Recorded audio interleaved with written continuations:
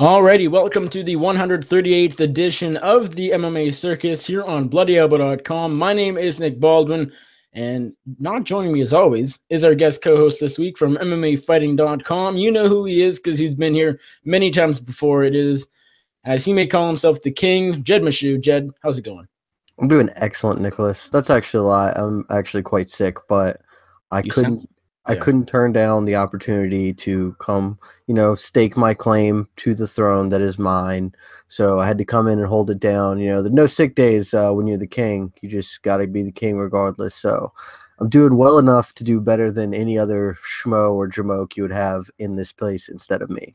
Well, it certainly says something about you. I got to give you props because if I was in your position, I would certainly not be stepping up to. Oh, actually, I probably would just because I would. Well, if it was if there was a podcast, like say if I was co-hosting your podcast many times, and it's just sort of the norm as of now, I'd probably say no because there's not gaining anything for being honest. Where you can say that about being here, but if Ariel Helwani said, "Hey Nick, do you want to be on the MMA Hour?"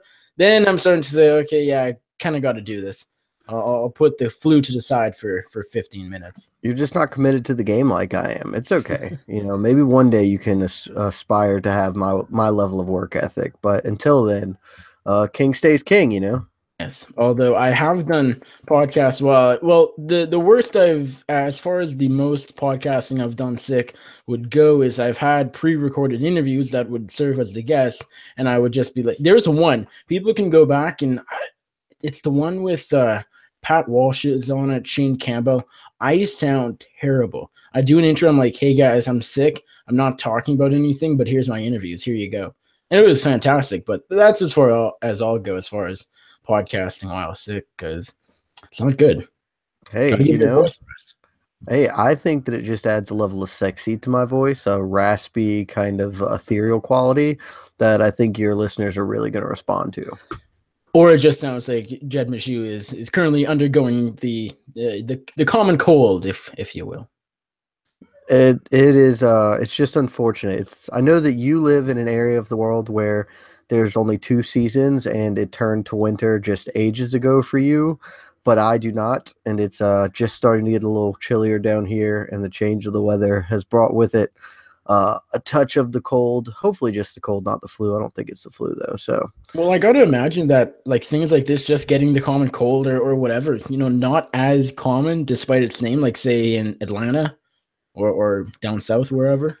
I don't know how True or not? frequently you get the cold. I usually get it around this time of I usually get a cold right around this time of year every year. Just when the weather starts to drop a little bit, my immune system is not the best in the world, so I get a little Right. scratchy for a couple of days, and then I'm back to Definitely don't normal. come to Winnipeg then. I told you last week, I think, to come to Winnipeg for the UFC, but if you get cold or a cold in whatever 50, 60-degree weather Fahrenheit, don't come to Winnipeg. Just don't. Hard pass. Would never do that to myself. That's just a horrible idea. Although in Winnipeg there is like literally there's a flu/cold season. I'm sure it's sort of similar like around this time. Like I can go to the local grocery store and get a flu shot. I don't know. Yeah, so can we. Right. I can do that too. I feel like your flu season might last a little bit longer, like half It's the a bit more year. hardcore. It's just always like what's the temp there right now? Like The negative temperature 130. I prepared because I already had it up because I knew you'd ask me. And I know Liam Hughes is one of our few listeners right now, and he only listens for the weather talk. So right now, what was your guess? 30 Fahrenheit?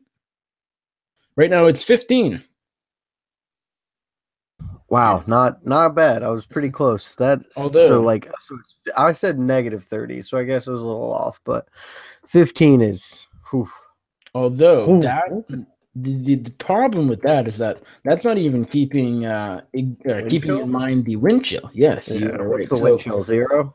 What are you at? So 0? it's actually 12 apparently because Oh, it's not that bad.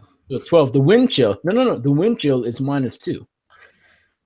Yeah, I say this to you every time we get on this subject. You should move as soon as the first opportunity presents itself, We were because talking that's off air awful. last week, talking about you potentially relocating in the near future.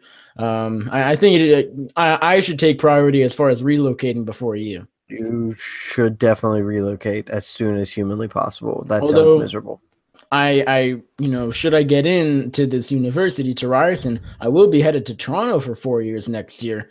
But that's not. It's a bit warmer, but not by a whole lot. It's still Canada, so. Yeah, I would just say leave the whole country if possible. Just Yeah. head for greener, more warmer pastures down south. Yes. Plenty of universities in the States you can go to. For sure. Well, it's also a lot more expensive though, so yeah, it Can't sort put a of. price on not being cold. Yeah, I think you can. I've dealt with the Winnipeg winter for now 16 or 17 years, so I'd rather that than have to fork over double my life savings for university every year. Just wait till you come south one time, and then you're just gonna be like, "Wow, I can't ever imagine going back to that frozen hellscape that I call home." It's terrible. Like I go on vacation to California for a week, go back to Winnipeg. It's the worst thing ever. And you've never experienced that. You don't live in a place like Winnipeg or at all close to Winnipeg. It is terrible going down south, having, the beach right there, having 30-degree temperatures Celsius, whatever that is, 80, 90, and then going back to Winnipeg in the winter, it's not fun. Yeah, I make good life decisions, but that's just me. But I think we've discussed enough about the weather, and we should probably get on to the If you thing were that people show Andrew, up you for. would be keeping on going, and we'd be talking about the weather for about another 10 minutes. I feel like your listeners probably don't tune in for Nick lives in a frozen hellscape conversations. Maybe I'm wrong. Especially If when we so, I'm talk happy to about keep it it going. almost every week. Yeah, I feel like they'd Well, much I rather know. talk about how awesome UFC Shanghai is because, man, what a Well, card. that's my point.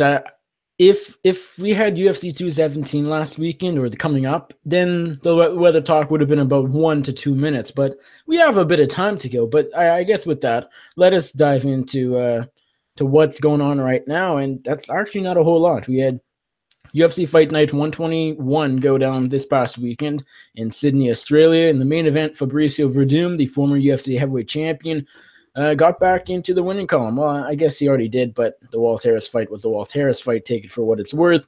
2-0 in his last couple of fights. He defeated Marcin Tybura via dominant decision.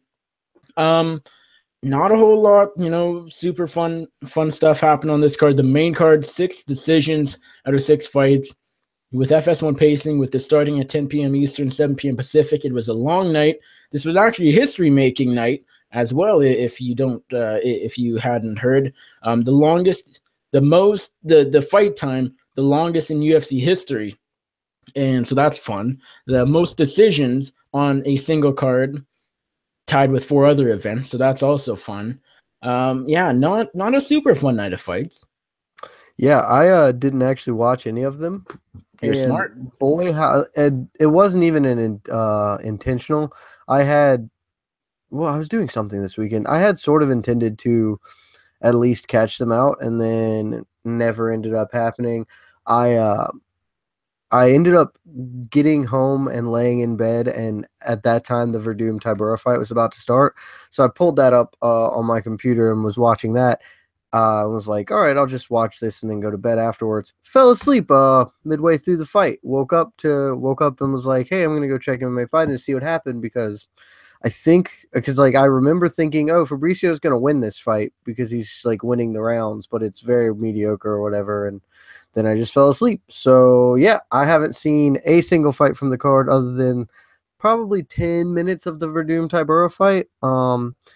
I think I actually saw some of the Jessica Rose Clark Beck Rollins fight as well, but I super don't remember any of that. And so probably not even going to go back and watch any of these because frankly, none of it seemed like it was really good or interesting. I might go watch. Oh no, I didn't see the fight, but I saw on Twitter the GIF or whatever, the posting of Tai Tuivasa's flying knee KO of Rashad Coulter. Because, that's the thing that makes the rounds when you're checking your Twitter during the thing. But, yeah, didn't see anything. Don't feel bad about it at all. Yes, I heard it was a good weekend, not a great weekend for Tai Tuivasa. Well, you mentioned him just because I was actually supposed to interview him a couple hours ago, but he lost his phone over the weekend, so that did not happen. So I imagine get a UFC win, lose a phone. That $50K bonus check can take care of that phone, no problem. So Yeah, maybe if it's anything other than the iPhone X, that might be a bit tough. But Funny. I'm too sick to laugh at jokes, fucker. I'm Uh, not. Frank Camacho getting the nod over Damon Brown. That was fight of the night. You know, with we're in a year where there aren't tons of fight of the year candidates. Even though I call every other fight one, you have Justin Gaethje, Michael Johnson probably at the top right now, but this was right up there. This was a back and forth war. They really did not give any shits. They was it as just good as slugged it Pettis out for 3 Poirier? rounds. Well, Pettis Poirier was super fun, and then but it's hard to look at that and say at all fight of the year just because Well, it's how not it fight of the year. ended. This is It fight of was the year. what's that? There's zero chance Frank Camacho versus Damian Brown is your fight of the year either, and I didn't even watch it, but I Well, know no, it's it's not. not fight of the year, but I think this in general, if you were to compare, the Camacho Brown was actually a better fight just because it did go the 3 rounds. Poirier Pettis, the ending kind of sucked as if you're basing it on how good a fight was. Um, so yeah, I mean, I would have to say Brown Camacho was a bit more fun. They're both good Oh, fights though. yeah, maybe I'll go watch that then. If You it's should. If you're gonna watch if that's a one fun fight, fight. if you have watched zero of UFC Sydney, go watch Brown Camacho and nothing else. Go watch the FS1 prelims. All 4 fights were great. Benoit Mokhtarian early on wasn't great, but Benoit landed a super nice head kick. That was fun, especially because he broke his right hand in the first round. So having come back from that, and he could have been down 2 rounds, although I saw scorecards all over the place. Nick Lentz gets the job done over Will Brooks. This was super surprising. I want to talk a little bit about Brooks in a second, but I guess we'll just run through the other interesting fights. As you said, Rashad Coulter, gets knocked out by Tai Tuivasa by flying knee KO in round number 1. That was super fun. Other than that, not a whole lot. The main card, not really worth talking about. Belal Muhammad getting a decent win over Tim Means. That was, my pick for fight night. It didn't quite live up to expectations. It was back and forth. It was kind of fun, but not as fun as the war that was Brown Camacho. Elias Theodorou getting the win over Daniel Kelly. This was a weird fight. I feel like every fight with Elias Theodorou and or Dan Kelly, it just ends up being weird somehow. And I think that you would probably agree. Theodorou, I feel like he has so much more potential than we see because he's so athletic. He's still young enough in his UFC career where we should be seeing major improvements, but I'm not sure we are. He doesn't have super significant offense. He does the kicks from far away that sort of threw Dan Kelly off, but his boxing isn't good. He just doesn't have the fundamentals to go far in this sport, I don't think. Yeah, I mean, it's one of those things. If he was going to be something, he'd be it by now. He's seems like a nice dude. He's an excellent Twitter presence. Very active on there, and frankly, like he's got legit wins. In the UFC, Cesar Ferreira and Sam Alvey are borderline top 15 guys, and he's got UD wins over both of them. But this is a dude who's never going to be anything better than a borderline top 15 guy himself. And that's, he's got some athleticism, can do some things. Can't seem to put it together. And at this point, I don't think we should ever expect him to put it together. I didn't watch a minute of this fight, but I can absolutely see how it would be a super weird fight because Elias Theodorou is kind of a weird dude. And Dan Kelly is like the weirdest dude and extremely difficult to you just have to beat Dan Kelly. Or, I mean, the way we've seen Dan Kelly beat, it's by people just being, like, purely way more physically there than him so far. Derek Brunson just beat him because Derek Brunson is, like, a hyper athlete and Dan Kelly's, like, 50. I can see Theodorou having a weird-ass fight against him because he's not a dude. He's not a finisher either. Like, I don't know. How many stoppages does Theodorou have in the UFC? Any? I don't think so, right? He has one. He stopped Roger Narvaez by TKO. I want to say he won his win over the tough win, like the tough finale win over Sheldon Westcott. I think it was a stoppage too, but Dude, he has at least one. I don't remember either of those fights off the top of my head. All I remember is him going to decisions. He's a tough dude and hard to put away, but he doesn't really have a ton of finishing skills. So he has Oh, something just popped up. He has five. No, he has six UFC wins. Two have ended by TKO. The rest are kind of boring UDs. Yep, sounds about right. And so you pit a guy who can't finish super well against Dan Kelly, and it's Yeah. probably going to be a really weird fucking fight. Yeah. One thing I want to quickly touch on about the Brown Camacho fight. Now, this was did get fight of the night officially. The UFC officials decided that it was the best fight, and very easily, I would think there was nothing that came close that night. But since Frank Camacho, the winner, missed weight, he was ineligible for a fight night post fight bonus. So they got fight of the night, but with two people, it sort of raised eyebrows as to whether Brown would just get his 50K and the UFC would just hand out 150K in bonuses in that night instead of their typical 200 because Camacho missed weight, or if they'd be generous, more so than usual, and give Brown, who probably needs the money as a fairly low-paid UFC fighter that could be on the cusp of getting released, the full 100K, which, of course, he would really appreciate. And I ultimately think they should give him the 100K. It doesn't sound like they will, which is really Of course stupid. they're not going to. Are you kidding?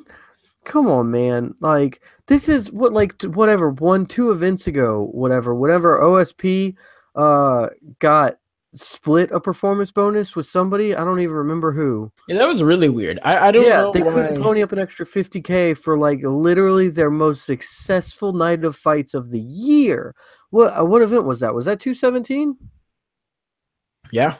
Was it 217? I feel like it had to be, right? No, Yeah. yes, it was because OSP knocked out. Because OSP knocked out Corey Anderson. That's right. And and so Ovince St. Preux and Ricardo Ramos split a performance bonus because GSP, Dillashaw, and Rose Namajunas all got performance bonuses. So they gave 50K to each of their people ostensibly making pay-per-view points on their biggest pay-per-view of the year, and then split 50K amongst Ovince St. Preux and Ricardo Ramos, who had a fucking lights out spinning back elbow KO, and Ovince St. Preux had a dynamite head kick. Like, they're those type of cheap bastards. You honestly think they're going to pony up an extra 50K that they just straight up don't have to pay otherwise? Of course not.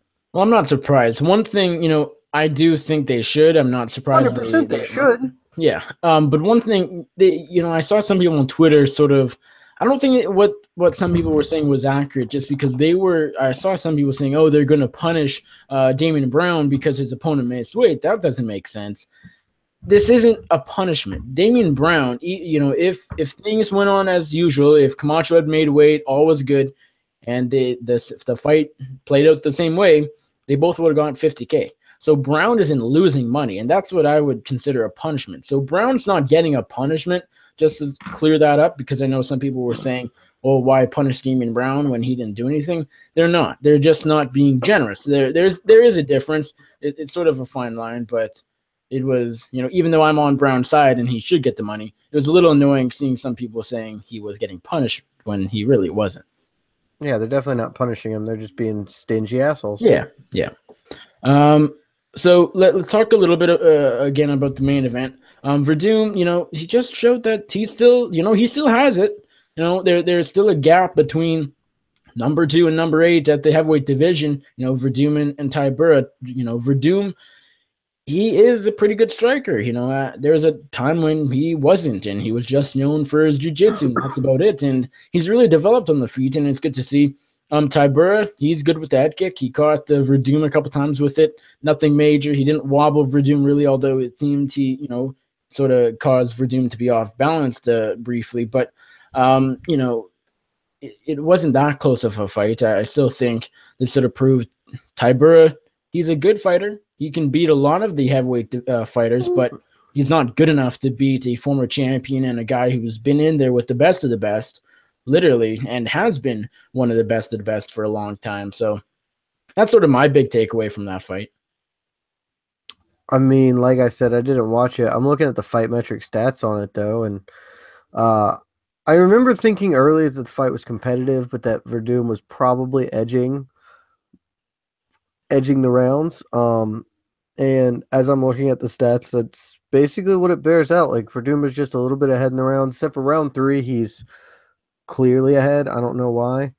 And then round 4, he gets a takedown and works some passes, and so he's ahead here. But in the 5th round, Tybura lands more than Verdum. I mean, it just looks like statistically and from the first half of the fight that I saw that Tybura was not blown out, but wasn't going to win. Like he was in no way winning the fight. So close and competitive, but not real competitive. I don't know how. Yeah, I don't think this was all that competitive. I would, over the course of 25 minutes, it's more. I would lean towards if we're getting real specific, I would call it more of a dominant performance than close, clear, competitive. Just because Verdum didn't blow him out of the water. He never had Tybura out or hurt. He never was close to finishing, and that's often what you sort of call a dominant performance, perhaps. But he was never in risk of losing. That is Verdum.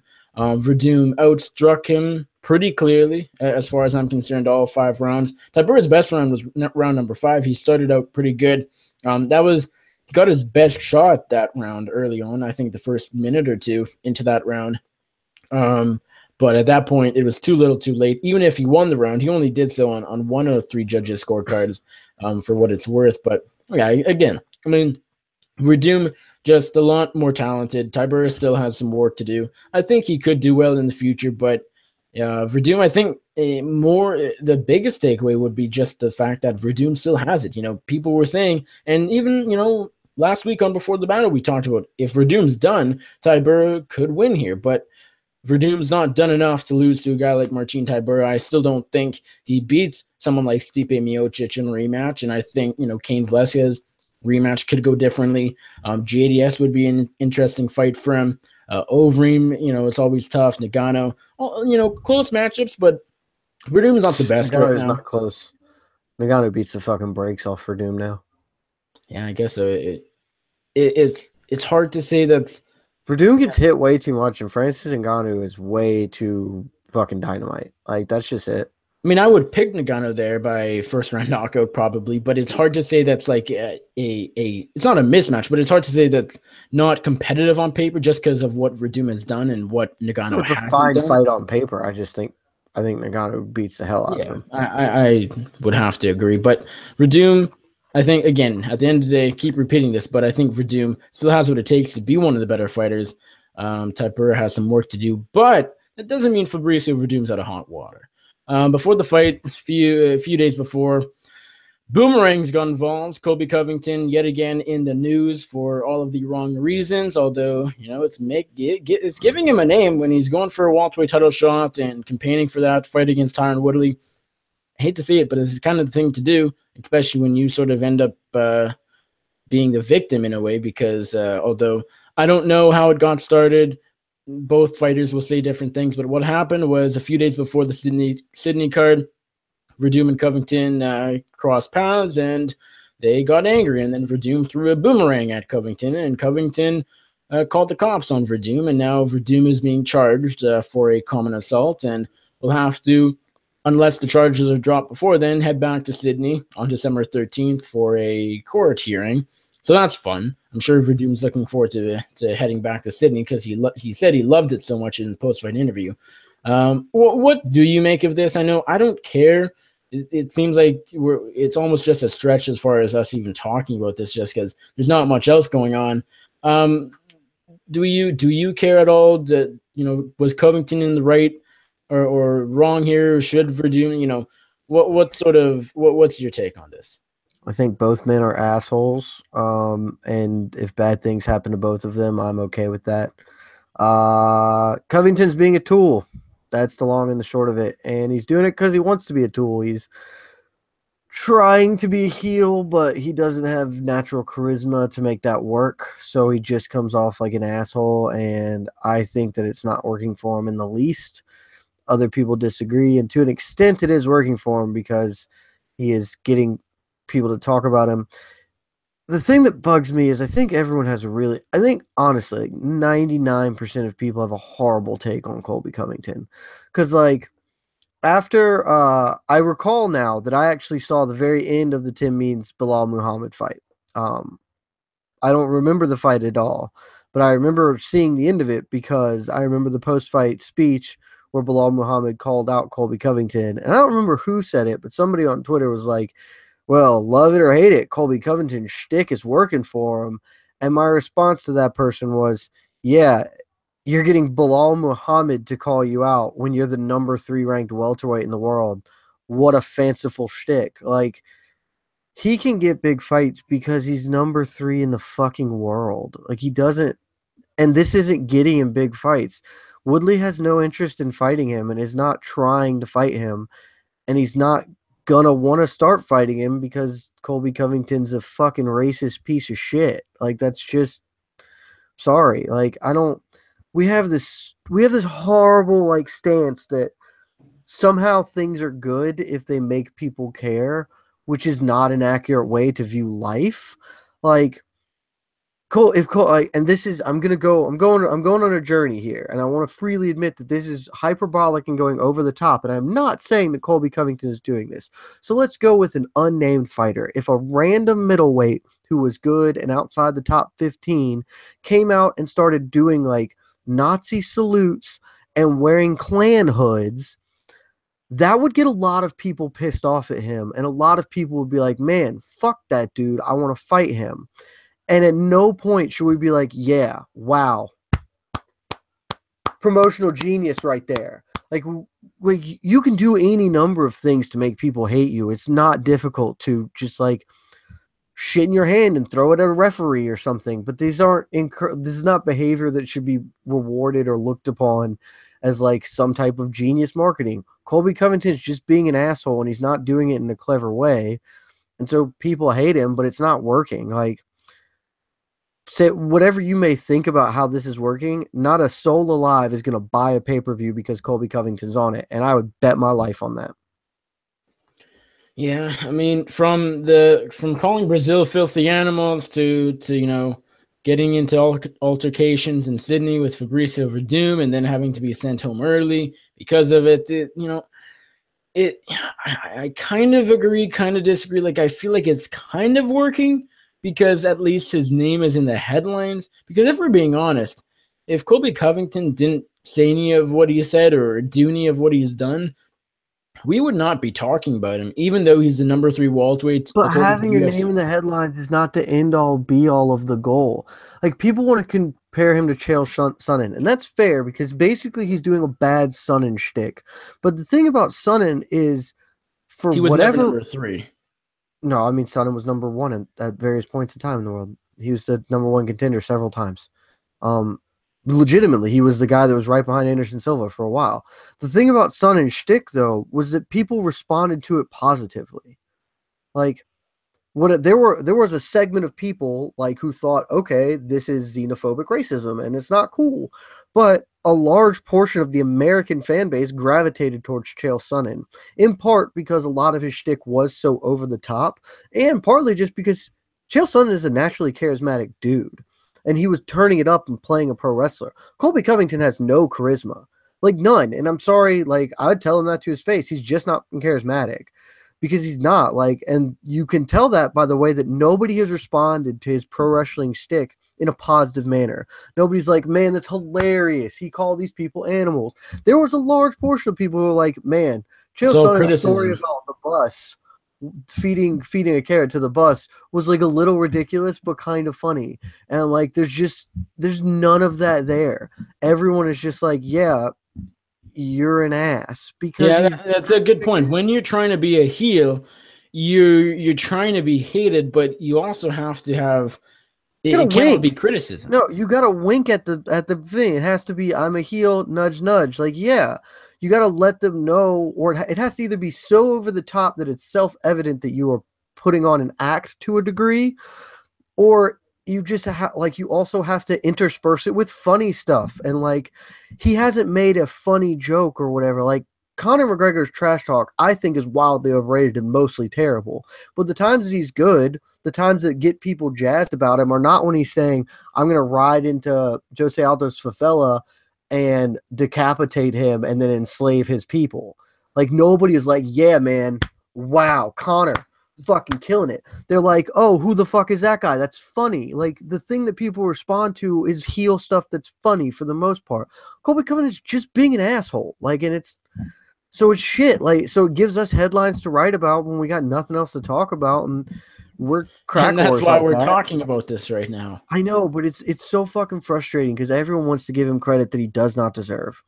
Like, I don't think this stick is getting him any closer to anything that he thinks he wants. He's still gonna have to beat one more person to get a title fight. And guess what? If he beat one more top 10 fighter, he would have gotten a title fight anyway because he's number 3 in the world and beats another top 10 fighter. Come on.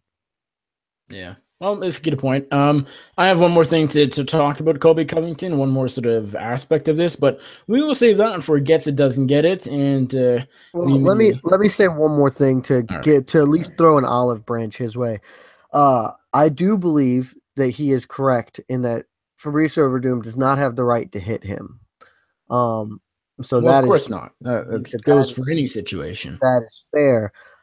I also think that this may be the one piece of being a heel that he's doing appropriately, where he talks a tough game and then runs to the cops.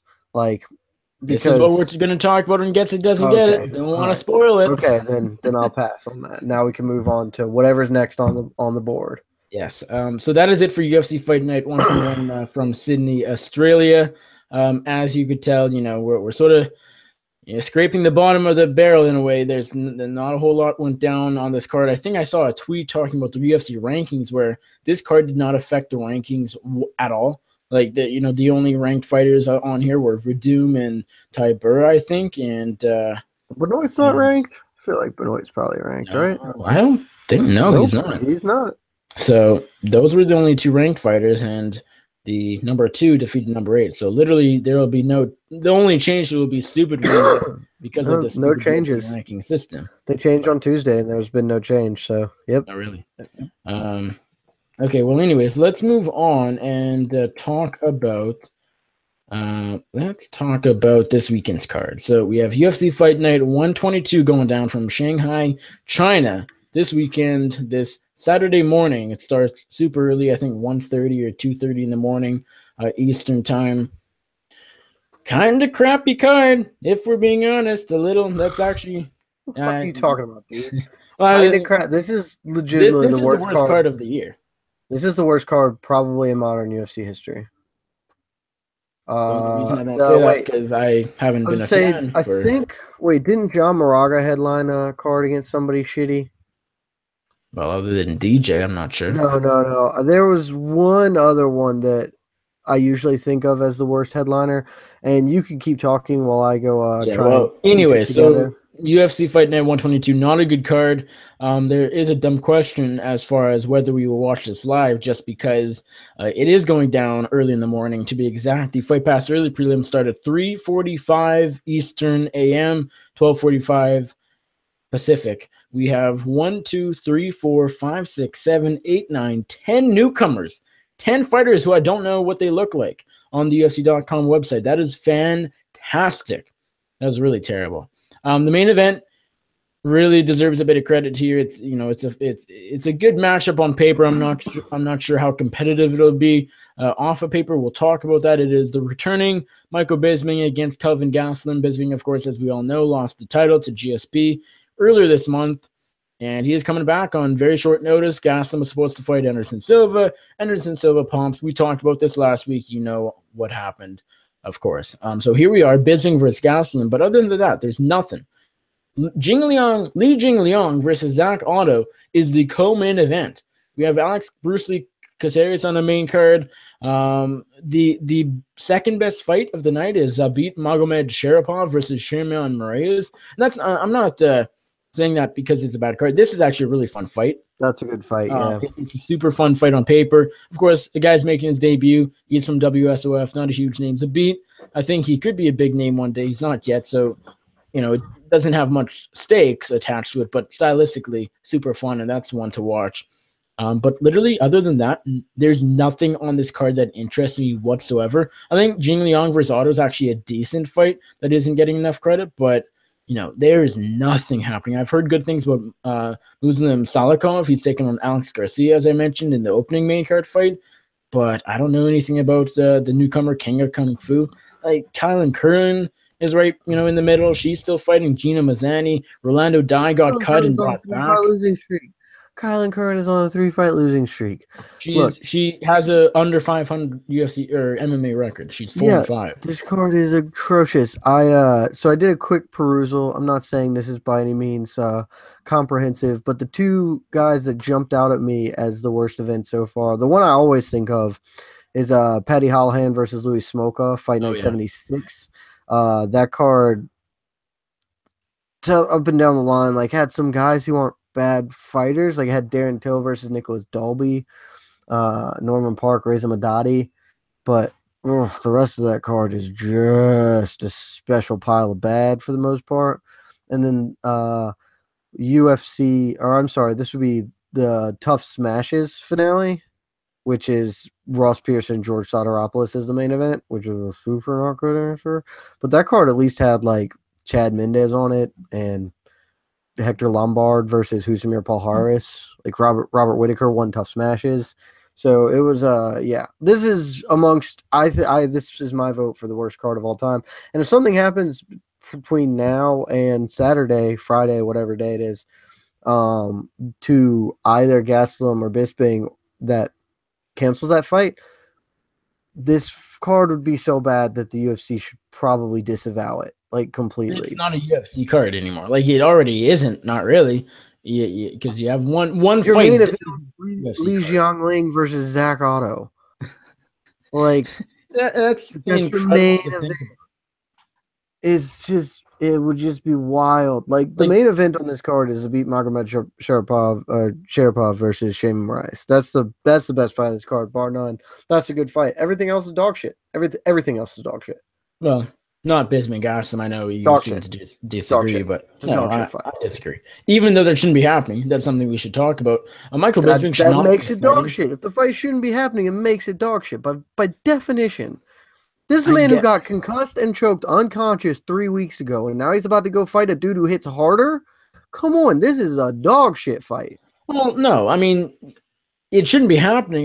There's a fine line here. I see where you're coming from. You're being the realist here, but if we're taking this fight for what it's worth, and forget the intangibles, the fact that Bisping is stepping up on short notice, stylistically on paper, Bisping versus Kelvin Gastelum, that's a good matchup. That's a fun fight. I'm looking forward to it. I don't like the fact that Bisping did get concussed and choked unconscious a few weeks ago. That sucks. That's really unfortunate, and that's unhealthy. That's not safe, and it shouldn't be happening. But on paper, if you take out the short notice on paper, this fight is not even as good a fight as Fabricio Verdum versus Francis Ngannou, which we both established is an ass kicking for Verdum. But that fight makes sense on paper. This fight also makes sense on paper, but is way worse than that before you factor in the fact that this dude got concussed and choked unconscious 3 weeks ago.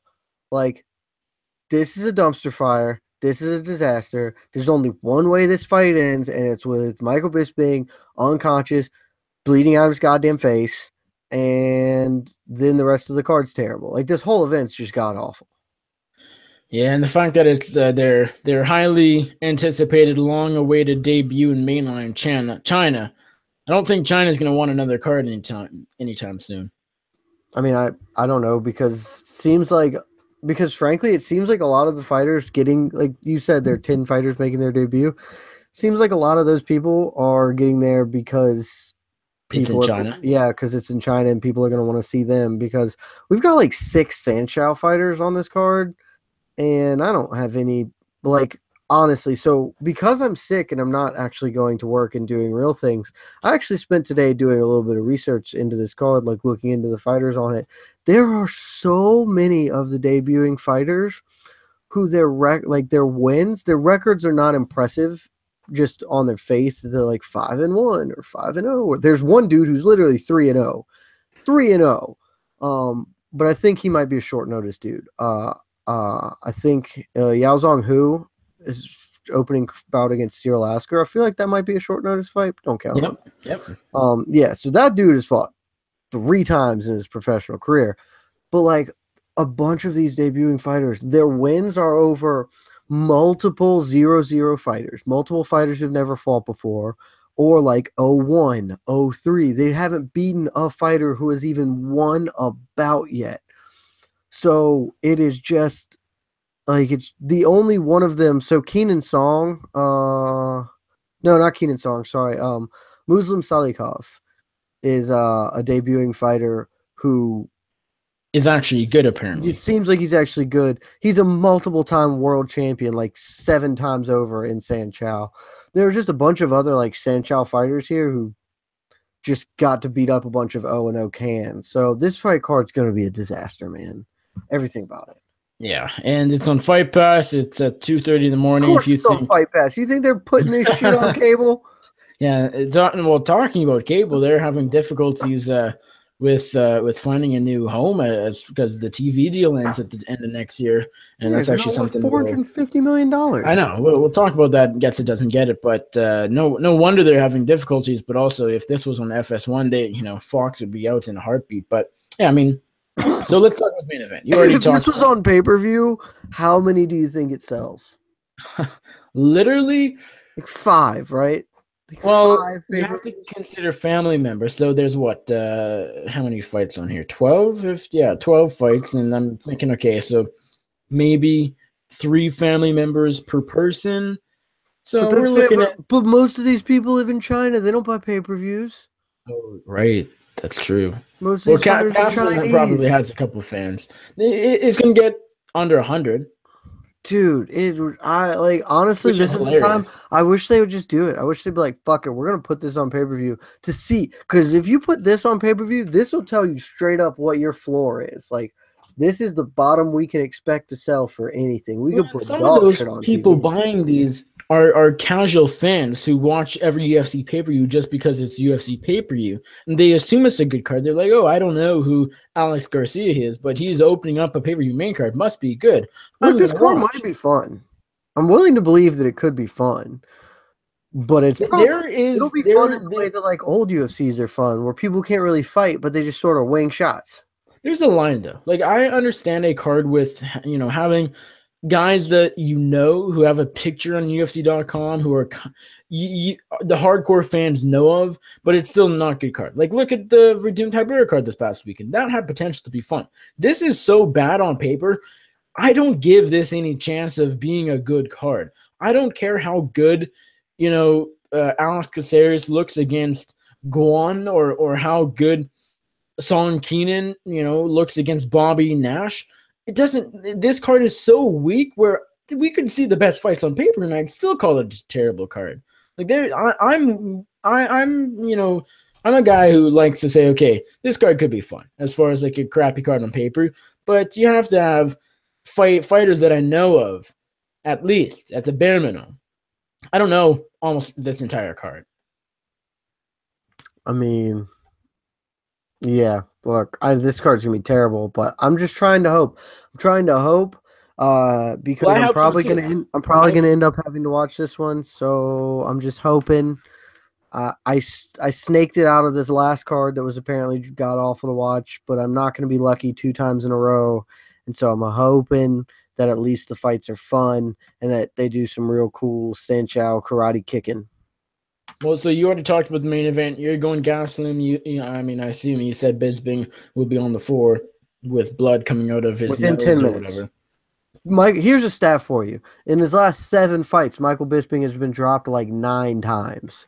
The only fight of his last 7 that he hasn't been dropped in was the rematch with Luke Rockhold because he knocked Luke Rockhold out too soon.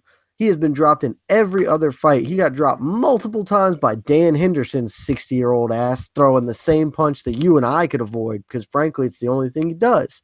Yeah. I feel like he even got dropped multiple times against Thiago Santos, so I can't say that to be sure. He got wobbled a couple times. What? What happened? Wait, what fight happened? Thiago Santos? Not Thiago Santos, sorry. That was a mess. Talis Latis. Oh, yes. Yeah, I feel like Talis Latis dropped him multiple times. George St. Pierre wobbled him once before he ended up dropping him and then finishing him. This dude gets hit a lot. Kelvin Gastelum. CB Holloway nearly finished him, did he not? Yeah, exactly. He has been dropped in every fight other than the Rockhold rematch.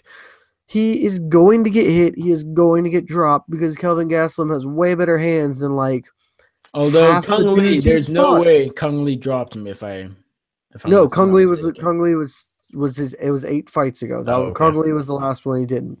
But I don't remember the Tim Kennedy fight. I remember Tim Kennedy wrestling a lot. I don't remember him dropping him, though. I wouldn't be at all surprised.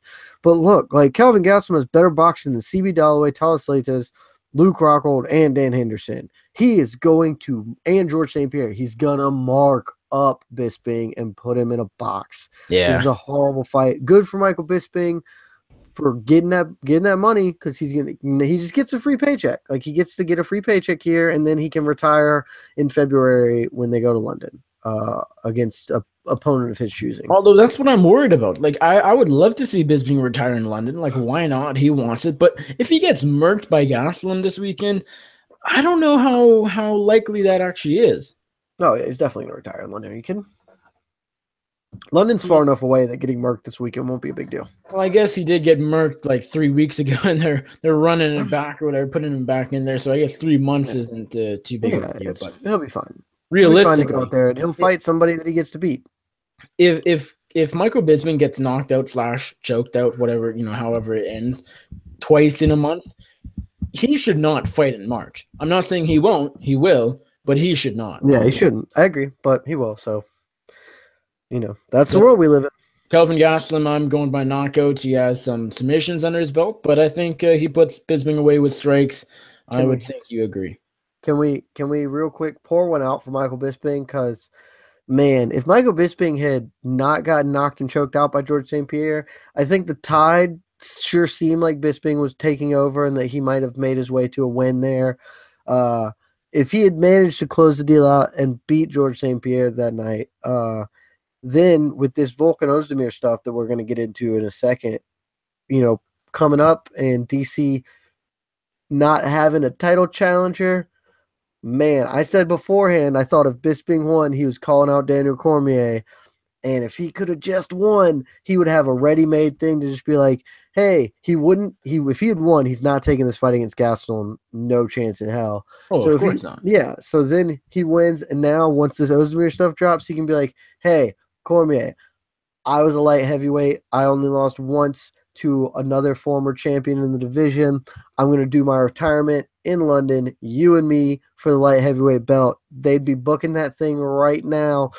Whew. He missed it by that much, man. He missed another enormous payday by that much. Yeah, it's kind of unfortunate. If you do think about it, this guy was maybe a round away from being the UFC middleweight champion and now he's fighting on a UFC Fight Pass card in Shanghai, China, the worst card in a long time, if ever. And he's about to, get knocked out by the number 9 middleweight and sort of to send off into oblivion. It's pretty impressive to be the headliner for both the best and worst cards of the year, though. That's a really good point. That's pretty impressive. Within a month of each other. Just speaking of that, it's incredible how crappy the UFC's been since Bisping GSP. Poirier Pettis was a fun card, but last week's card was terrible. This week's card is terrible. Everything is literally downhill from 219 or 217. I guess. I mean, yeah, just because it's a high mark, but there's a bunch of other good stuff coming this year. Yeah, but right after, it's just they can't have a Fox card or even the fight nights aren't even that good. But anyways, let's move on. So we got Gastelum, both got him beating Bisping this weekend in Shanghai.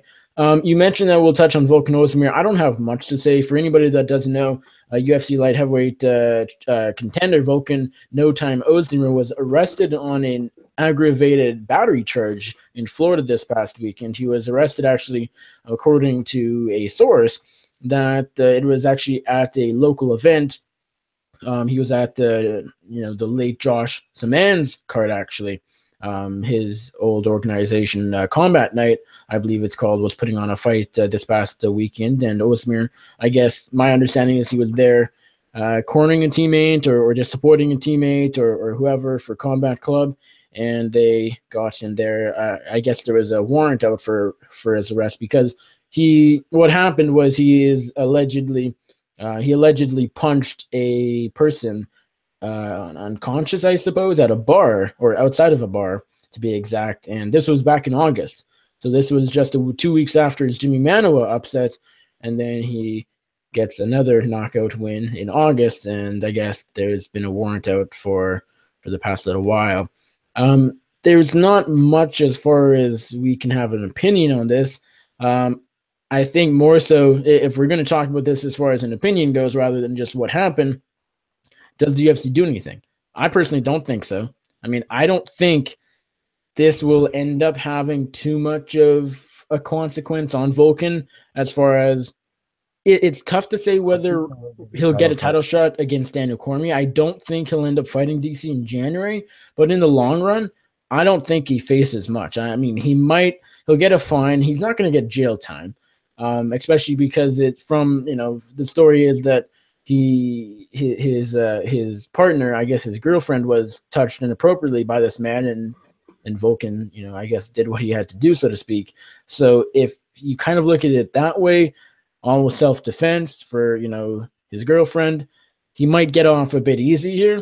And so knowing the UFC, for whether it's for Verdum throwing a boomerang at Covington, or for Covington calling Brazil dirty animals, or even if it's more, legal issues as far as the Ozdemir thing goes, they're not known to really, put out statements and say, oh yeah, we know, even though they did put out a statement about Ozdemir, it wasn't anything in depth. They just said they know about it. I don't think the UFC is going to do much. So I would like to point out that the theory of events you postulated is in no way confirmed. That the story from one side is that his girlfriend was accosted and that he then acted out of that. That is very possibly true. It's also possibly not true. I'm just saying, I know it's not confirmed. It's just what I was told. That is a story that has come out about this. Whether that is true or not will be determined in court of law and a bunch of time in the future. I don't think the UFC is going to punish him, certainly in a direct manner as like a fine or whatever. I think he's lost his title shot because I cannot imagine they would give him one now. All indicators seem to be they were looking for a January 20th UFC Boston card for a title shot with Daniel Cormier. I think he may have even mentioned that date, that event in his bond hearing. I struggle to believe that they would follow through on that because even if the likelihood here is that he does not get any jail time, that he would just be facing a fine or whatever, there is potential jail time involved. And why on God's green earth would the UFC want to have a guy who's possibly about to be their light heavyweight champion then have to go to jail afterwards for however long it would be, 30 days, a year, whatever it ends up being. If it came down to that, why would they want that to happen? They wouldn't. So my guess is that they shelve him until this issue gets resolved, till he pleads it out, or it becomes very evident that this won't be an ongoing problem for them to have to deal with. And in the meantime, Cormier will fight somebody else. Gustafsson, probably. Gustafsson, Manoa. I don't think they do Manoa with him coming off a loss. Manoa is campaigning for it. I wouldn't be. I think that they would try to do Gustafsson. Cormier on the Anik and Florian show yesterday said that he thinks Gustafsson has something that's keeping him on the sidelines right now. I don't know how true that is, but Cormier does seem to want to be getting in on the Boston show.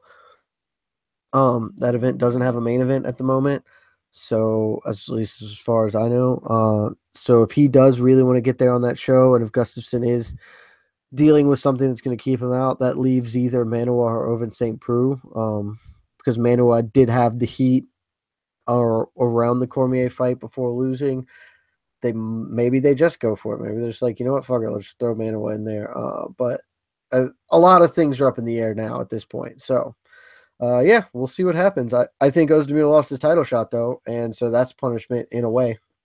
Yeah, indirectly it is. If he doesn't end up fighting DC on January 20th as planned, supposedly, then yeah, that he's losing something. I don't think this will affect him long term. I mean, if Volkan, unless he loses, I think he fights for a title next year. Whether I don't necessarily think it'll be January. I think he'll fight for it sometime in 2018. Again, that's assuming he doesn't lose or whatever. If he keeps his winning ways, if he wins one more fight or whatever, I think he'll fight for a title next year. I don't think he'll get any long-term punishment. I think all will be good.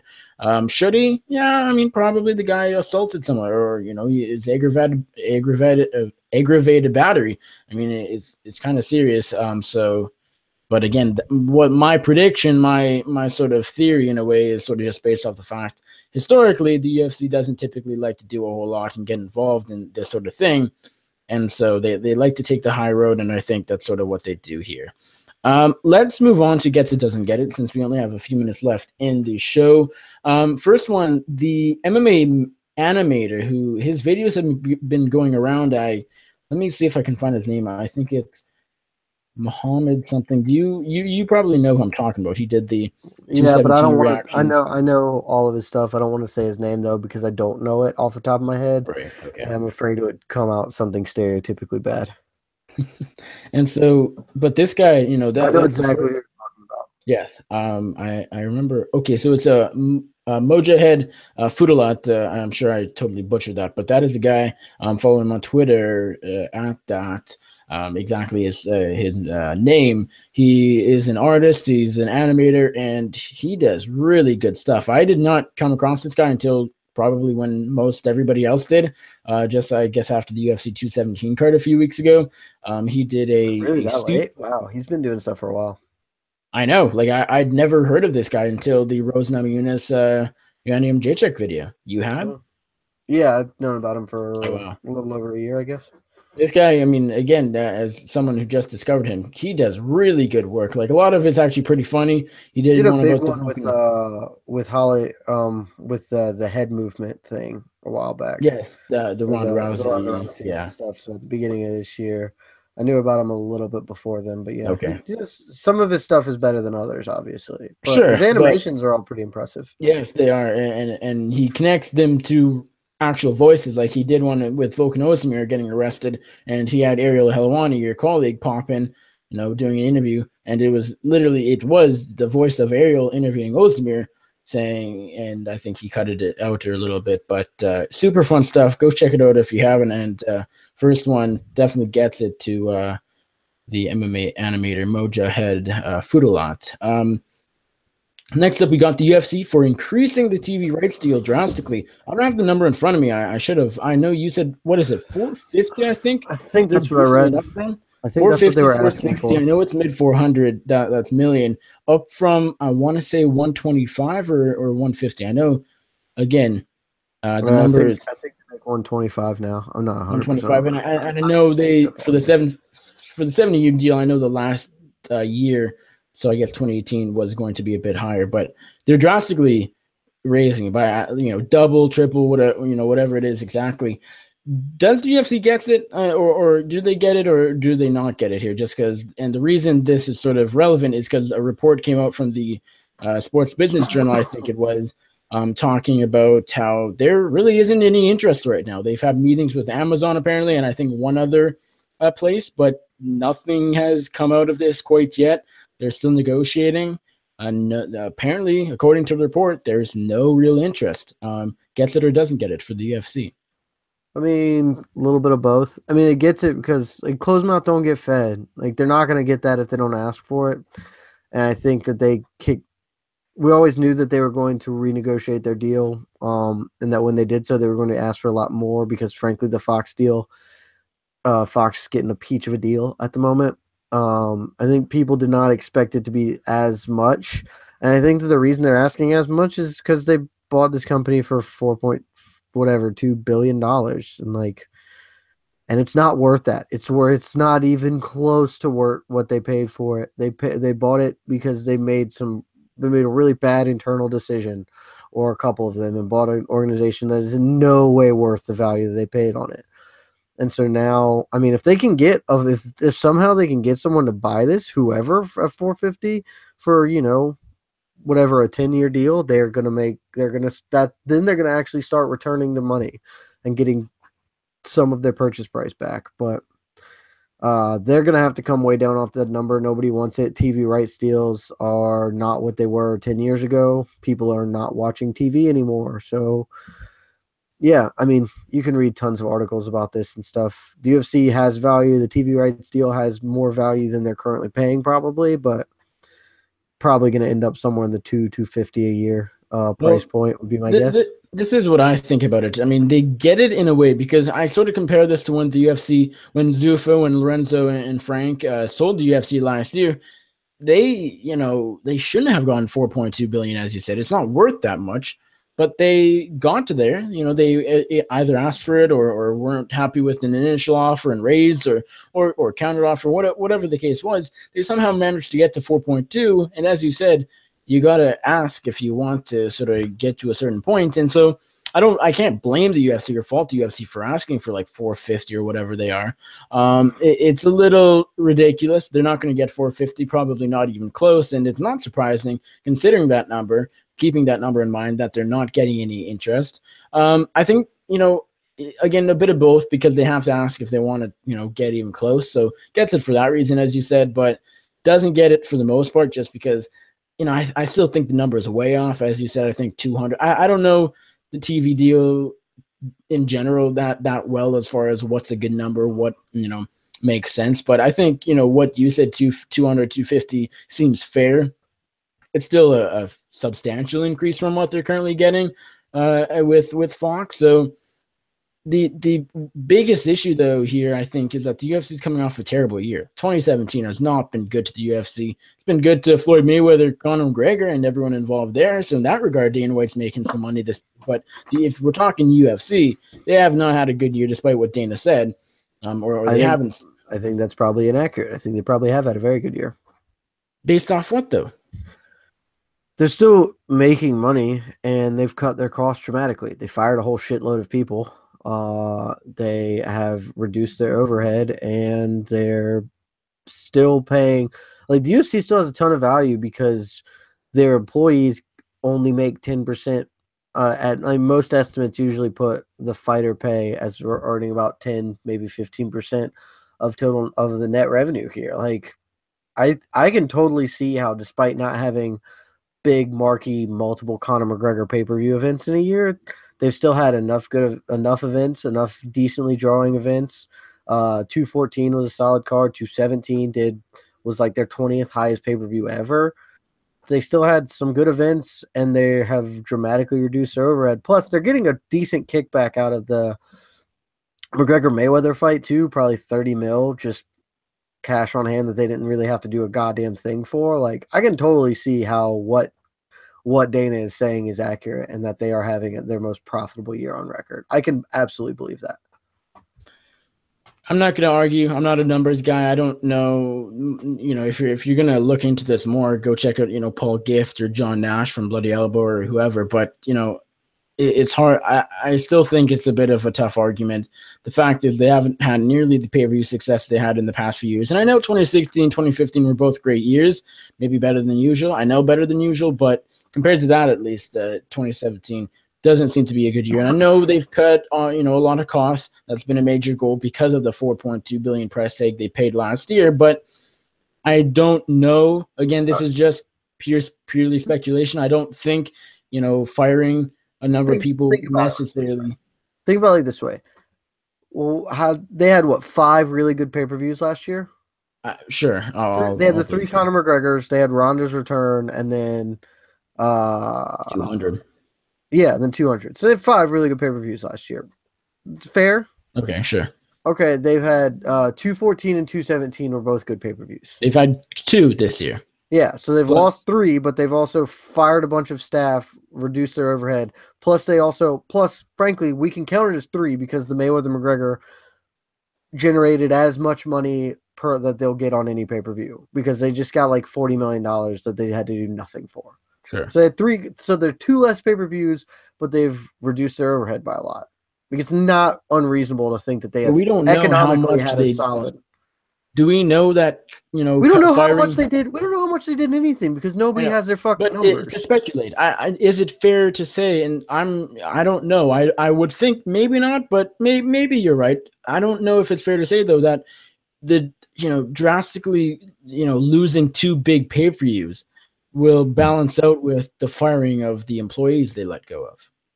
I think that it probably would be roughly equivalent. Perhaps. Again, we don't know. I'm not as confident as you. Let's put it that way. Okay. I mean, yeah, that's fair. I think that this year has been this was not a bad year economically, is the point I'm making. If you don't want to think this is their best year ever, okay, fine.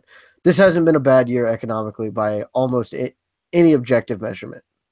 It has been a bad year as a fan to look at the cards and be like, man, there really haven't been any cards that have made me get the fuck up and go. But like, we also live in a very different bubble. Like, we live in the MMA media bubble where we only get up for a certain number of cards because they have a different feel, but that doesn't really mean the same thing to like the world at large and how the economic drivers that the UFC have, behind them. All right, moving on. Next one, the UFC yet again, this time, as we spoke about a little bit earlier, for not addressing the fighters' somewhat inappropriate behavior, whether it's Covington from a few weeks ago calling Brazil filthy animals, whether it's the boomerang thing from last weekend, whether it is, Volkan Ozdemir. And again, they did send out a statement because it was a legal issue. They kind of have to, but still nothing too in-depth whatsoever. Just sort of a, hey, we know about this, that's it. In general, the UFC, as I said, is not good about addressing fighters' inappropriate behavior and whether they're going against the code of conduct or not. It's not a good look from the fighters. Should the UFC address these things? Do they get it or do they not get it? I didn't hear what you said. Sorry. My thing got a little sketchy. I think it was me and not you though. So just when they're not good at addressing certain things, when Covington calls Brazil filthy animals, when the Verdum throws a boomerang, both those things they did not say a word about. And it's not super serious, but I still feel like it's worth mentioning. I think it's still worth addressing because it doesn't make the UFC look any good or any better. Covington, Verdum, both number 2, number 3 in the respective divisions. I guess I flipped that, but same thing. When you have top fighters go doing things like this that frankly are not appropriate for the situation they're in, the UFC needs to take not the blame, but they need to at least address the fact that it happened. So in my opinion, they don't get it. Do they get it or not get it in your opinion? I don't know, man. Like, I couldn't care less if they sent out a statement being like, hey, we don't support throwing boomerangs at people's heads, because it'd be kind of funny if they did, but like, Fabricio Verdum throwing a boomerang. So here's the thing about this whole thing, and I think something that everybody kind of reflexively feels like is that, like, the sort of reflexive idea that Colby Covington shouldn't have gone on the cops to him is like, yeah, Verdum did something not okay, but it's one of those things that you do, like, that might happen when tempers get heated, but no real harm came from it, so everybody should just walk away and, move on with their lives. I would way rather than make statements on the fact that Fabricio Verdum is unapologetically supports a genocidal warlord maniac. Well, okay, Like, then that's a way that's cooler. something I completely forgot to mention. I should have. They don't address that. So do they get? Well, I mean, like, thing is, how can they? They've got one of the genocidal warlord maniacs right hand, like the guy who runs his personal Gestapo fights in their organization. Well, like, what are they going to reprimand Colby Covington for? You called Brazilians filthy animals. You also did that in a post-fight interview on Fox Television. Like, they've made this bed and they're going to lie in it. I would like them to be way better about this shit and to not allow any of this to go on, because they're a goddamn professional sports league and it shouldn't be that hard. Like, I know, I imagine that you don't give a shit about college football. Am I right or wrong in that assessment? Yeah, you're right. But many of the people who listen to this probably have at least some understanding of it. And if not, bear with me. I'll explain. Over this past weekend, a man named Baker Mayfield, who is the front runner for the Heisman Trophy, which is the biggest individual award you can win in college football. He's the quarterback for Oklahoma, big time star, probably going to go to the NFL, all these things. He grabbed his crotch and I think shot the bird at the other team over some shit that I don't really remember about.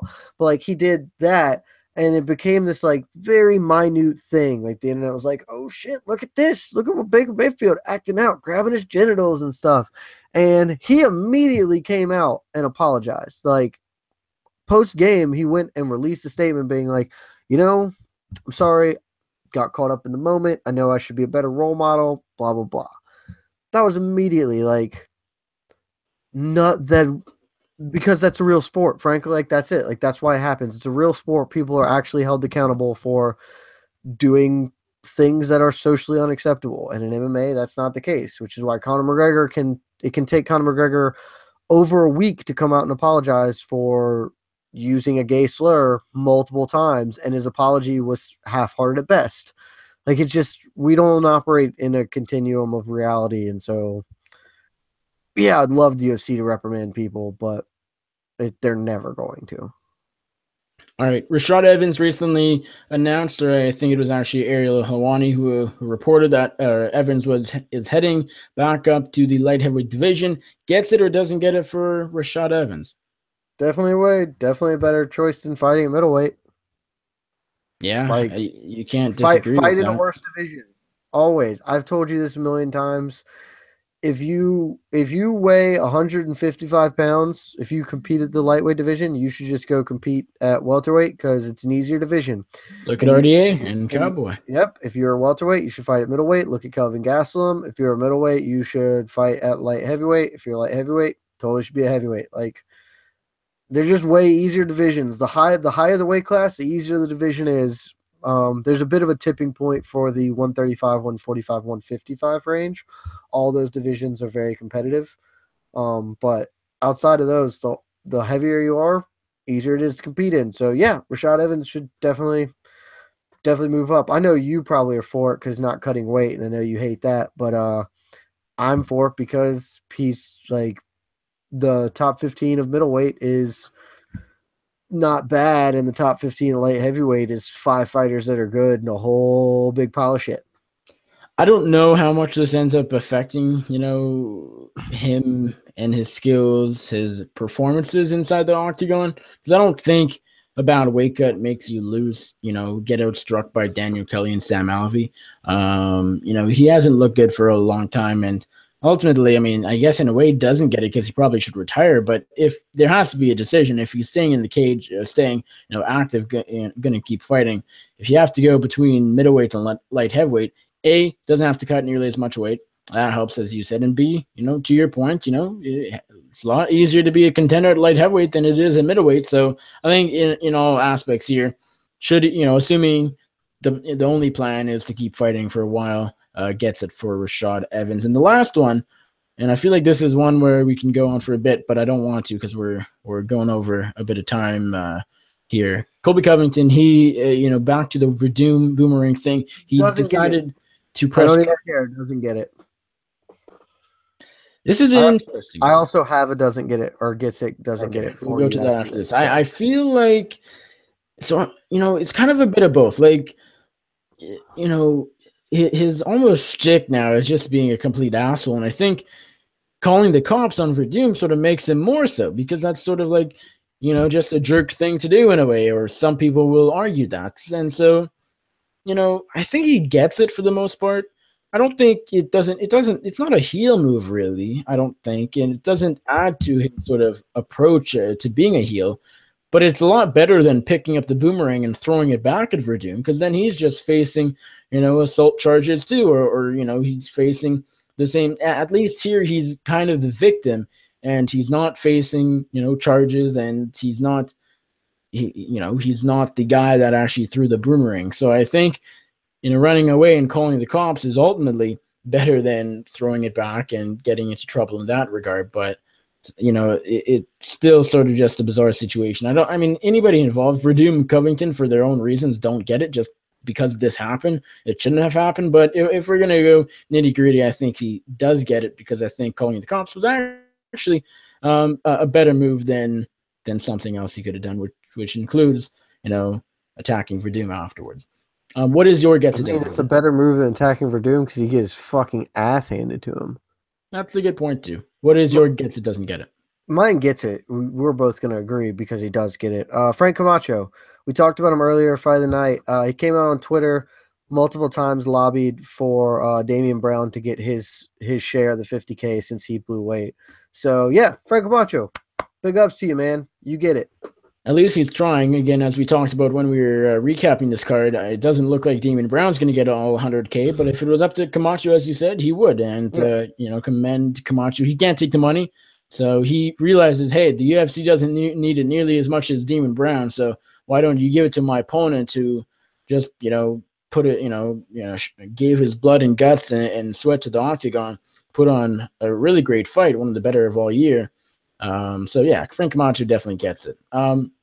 Let us move on to dumb questions. This should be a pretty quick segment. We have one dumb question. It comes from longtime listener Liam Hughes. You can follow him on Twitter at Twitter shit. That is Twitter with just two T's, TWITERSHIT. He says, tell the truth, and he's referring to the UFC Shanghai Bisping Gastelum card this weekend. Will you watch it live? I'm guessing no. Probably am going to watch it live because I usually am up late anyway, but we'll see. I mean, if I don't have to watch this card, I'm likely not going to, especially since it's on Fight Pass and you can just go back and watch it way quicker than having to watch the whole thing and just speed through it. But yeah, that's my stance. Yeah, here I'm a guy who doesn't mind. I typically don't mind these late night shows.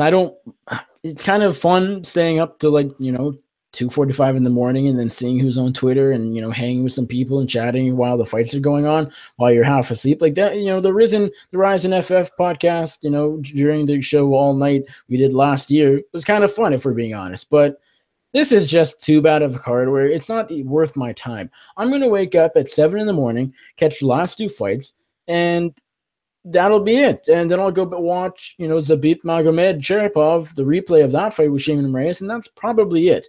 I don't have to work this card. I might write a recap for the main event later in the day, but that's about it. So, I don't mind these late night cards. Usually staying up, late is fun, and I'm usually up late anyways, but not 2:45 a.m. Central Time late. And so if I don't have to be, definitely not watching this live, which again is not, normal for me, you could say, but yeah, definitely passing on this one. I'll wake up a bit early and catch the last couple of fights because they're, actually kind of fun, but yeah, definitely not the whole card when I don't know half of who's competing. So that does it for the show. Episode 138 of the MMA Circus is in the books, whether you're watching live on YouTube or watching the replay here on YouTube or listening to the audio on iTunes, Stitchers, Pocket Cast, Google Play, SoundCloud, Overcast, Player FM, Podcast Addict, Pocket Cast, I think I said already. There's one more I'm missing. And of course, BloodyElbow.com. Thanks to them for presenting the show each and every week. Thank you for watching it. No matter how you are watching or listening, we do appreciate it. Go rate the podcast. Go review us. That would be on iTunes. Give us a thumbs up down here or down there on the YouTube. Go comment and then subscribe to this channel as well. Jed, thank you as always for stopping by as our guest co-host. I appreciate it. Let everybody know, if they don't know where to find you already, where to find you and where they can find all of your mixed martial arts coverage. My writing is MMAfighting.com. Check that out. Hit me on Twitter, Jed K. Mashu. Everything else flows off that. So, yeah, give me a follow there. All right, you guys can find me on the Twitter at Nick Baldwin MMA. You can find all of my writing over at BloodyElbow.com. You can find all of my interviews here on this channel or on Bloody Elbow, just depending. Everything's on the channel, on this YouTube channel, and some of it gets up to Bloody Elbow, not every single interview. So if you want everything, just head on over to the channel you might be on right now. If you're on iTunes, Stitcher, Pocket Cast, Google Play, etc., go head on over to the YouTube channel, and that is where you can find that. That is pretty much all the plugs I got, nothing more. Thank you as all for watching. We really do appreciate it.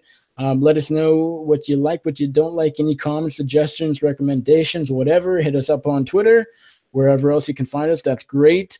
Thank you as always for Jed Mashu. My name's Nick Baldwin, and we are out.